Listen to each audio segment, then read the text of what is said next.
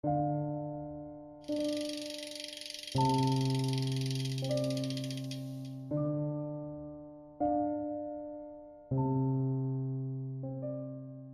planteo en solitario el derecho de autodeterminación del Congreso, ¿cómo se va a considerar que Euskadi, entonces se hablaba en esos términos, es una colonia? Pero nos encontramos con que las fuerzas opuestas al derecho de autodeterminación, véanse todas las fuerzas españolas, es decir, el PC ha renunciado ya a lo que Dolores Ibarruri decía, el derecho a la autodeterminación de los pueblos de España.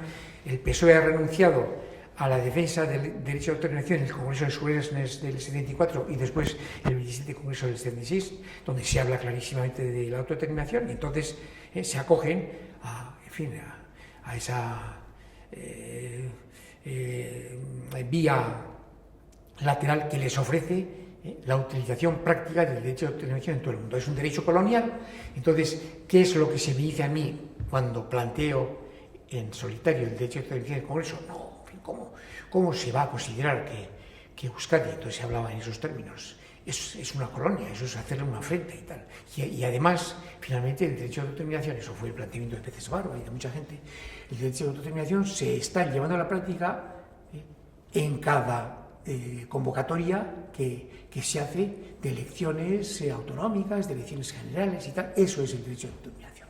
Entonces, evidentemente, el derecho de autodeterminación no consistía en eso, consistía en lo que, de todas maneras, la Carta de las Naciones Unidas así lo había definido, era el derecho a todos los pueblos, porque en las Naciones Unidas había una diferencia entre el derecho de autodeterminación de todos los pueblos, en donde no se hacía ninguna excepción, y la aplicación práctica de ese derecho, que fue una aplicación práctica para las antiguas colonias. Entonces, se podía seguir defendiendo perfectamente el derecho de autodeterminación, incluso basándose en la Carta de las Naciones Unidas, pero ahí se le contrapuso a la aplicación práctica del derecho de autodeterminación. Entonces, bueno, pues eso condujo a que, de hecho, mi defensa de la autodeterminación pues fuera defendida por mí, por dos diputados catalanes, Eliber Barrera y otro de Esquerra, por una persona de UCD que se equivocó y por uno del PSOE, que era, creo, Paul Bernat. De todas maneras, eso plantó una semilla que después ha fructificado enormemente. En el Senado pasó otro tanto, fue rechazado. Y luego, claro, el Partido Nacionalista Vasco. O sea, no hablo de otras fuerzas, el CIU en aquel momento, el CIU lo que hizo fue ausentarse de la sala donde se planteaba ese derecho. Vino a decir que el derecho de autodeterminación era algo, en fin, muy...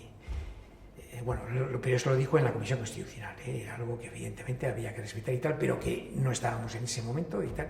Y luego, en el pleno del Congreso, se ausentó. Tuvieron todos muchas ganas de miccionar y tal, entonces se ausentaron.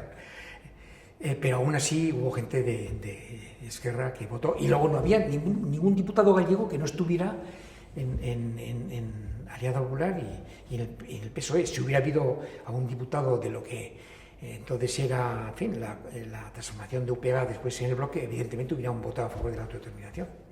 Pero claro, no hubo nadie. Bueno, el PNV, hombre, evidentemente sí tenía un concepto, y ahí sí se puede hablar de soberanía, la bere jabetasuna. O sea, decir, incluso bere jabetasuna es un término en euskera que puede traducirse por derecho a decidir. Tenía ese planteamiento. Lo que ocurre es que tenía un planteamiento que seguía siendo muy tradicionalista, es decir, el planteamiento suyo era el planteamiento de la reintegración de los derechos históricos. Entonces, la reintegración de los derechos históricos tenía que pasar por un pacto con la corona y luego, eso sí, una negociación de tú a tú, de igual a igual, entre los poderes institucionales que ya serían autonómicos de Euskadi, ahí no se mencionaba ya el tema de Nafarroa, y los poderes del Estado español. Entonces, mientras la Constitución se debatía en la Comisión Constitucional, el tema todavía no estaba caliente, no estaba candente. Entonces, el PNV votó a favor de la enmienda que yo planteé en la Comisión Constitucional. Y además me felicitaron y tal.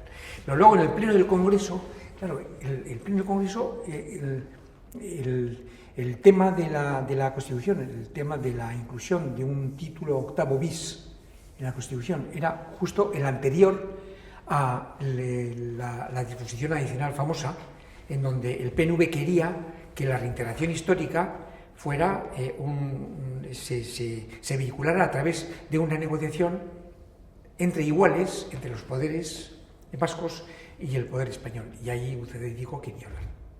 Lo dijo de ninguna maneras y tal. Bueno, hemos llegado al límite de lo que nosotros podíamos ofrecer, comprendemos vuestras reivindicaciones, pero por ahí no vamos a pasar.